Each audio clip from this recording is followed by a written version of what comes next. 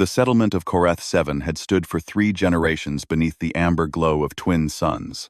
Its inhabitants, the Felinar, had built their homes into the canyon walls, creating a sanctuary of carved stone and hanging gardens. They were a peaceful species, bipedal felines whose civilization had never known warfare, only philosophy, art, and the careful cultivation of their desert world. Mara Ellison had crash-landed on Corth 6 months ago.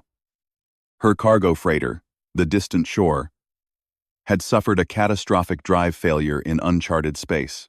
The Felinar had found her half dead in the wreckage and nursed her back to health with a kindness that reminded her why she'd left Earth in the first place, to find something better among the stars.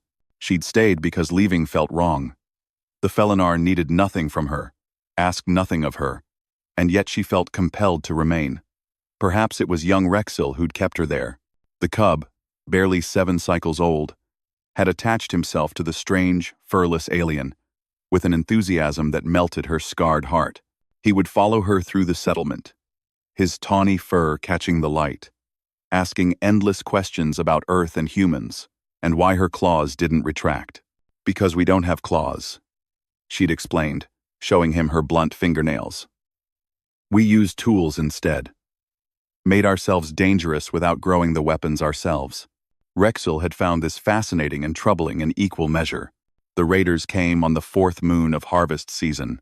They arrived in battered ships that screamed through the atmosphere like wounded beasts. Krev marauders, 6-limbed insectoids who'd made a profession of plundering isolated settlements.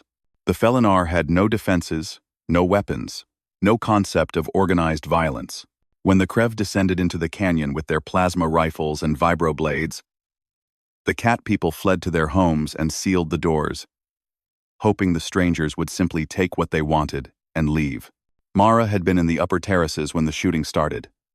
She'd heard the high-pitched whine of energy weapons and felt her blood turn to ice. Not here. Not these people. She'd run toward the sound. The central plaza had become a killing ground. 3 Felinar lay dead, their graceful forms crumpled like broken sculptures. A dozen more huddled against the fountain, their ears flat against their skulls, surrounded by 5 Krev raiders who chittered and clicked in their harsh language. The insects were stripping jewelry, data pads, anything of value, their compound eyes glittering with predatory satisfaction. Then Mara saw Rexil.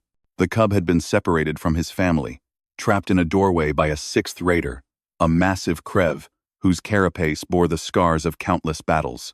The raider had seized Rexil by his scruff, lifting the terrified cub off the ground. Rexil's golden eyes were wide with incomprehension. His species had no framework for understanding this kind of cruelty. The raider pulled a long, serrated blade from its harness, a wicked thing designed to cause maximum suffering. It pressed the edge toward Rexil's throat, chittering what might have been a threat or a demand to the other Felinar. Mara Ellison moved. She didn't think. Thinking was for people who had options, who could weigh consequences and calculate odds. Thinking was for species who'd evolved without predators, who'd never needed to develop the capacity for instant, brutal violence that had carried humanity from the caves to the stars. She'd been carrying her multi-tool, a heavy piece of human engineering with a dozen functions, including a 6-inch locking blade she'd been using to repair a water filtration system. Her thumb found the release as she crossed the plaza in 4 long strides. The raider's compound eyes registered her approach too late. It had been focused on its hostage, on the terrified Felinar, on everything except the possibility that the strange 2-legged alien might actually attack.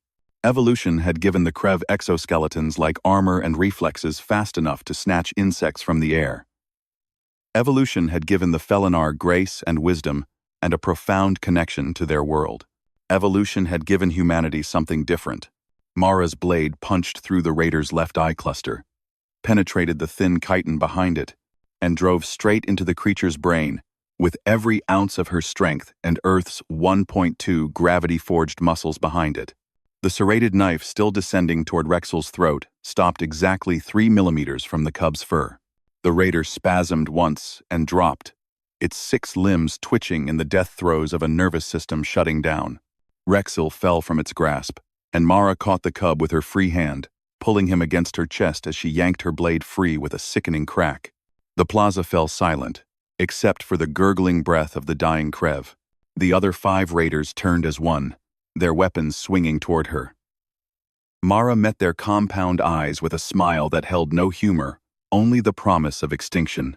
She set Rexil gently on the ground behind her and shifted her weight to the balls of her feet. "Run," she told the cub softly. Then, to the raiders, "Come on." What happened next would become legend among the Felinar. The human woman, they would say, moved like fire given form. She'd fought with a savagery that seemed to violate physics itself, rolling under plasma bolts, using the raiders' size against them, her blade finding the gaps in their armor with surgical precision.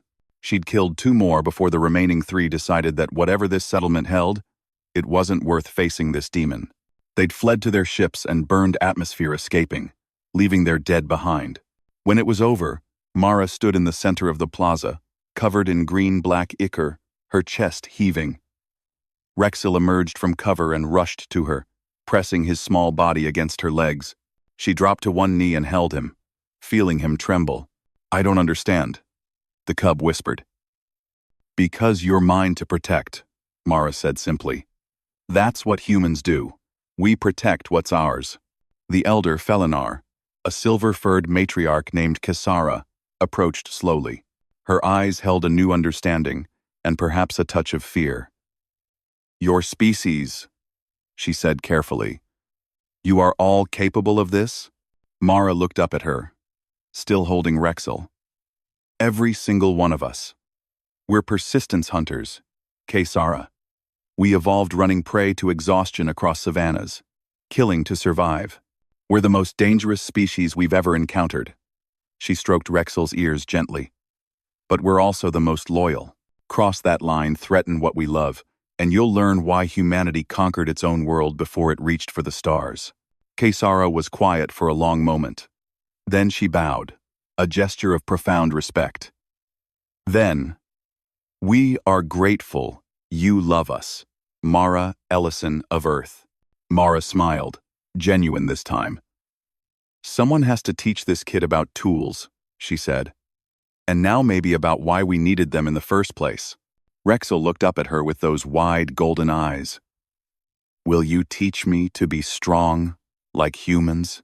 "I'll teach you to be strong like you," Mara replied. "But I'll also teach you that sometimes the galaxy needs someone willing to do violence so others don't have to." She stood, lifting the cub easily. "That's the human way. We'll be your monsters, so you can stay innocent." Above them, Corth 7's twin sons began their descent, painting the canyon in shades of amber and gold. In the plaza, the Felinar began to emerge from their homes, and for the first time in their history, they understood what it meant to have a protector, and what it cost to be one.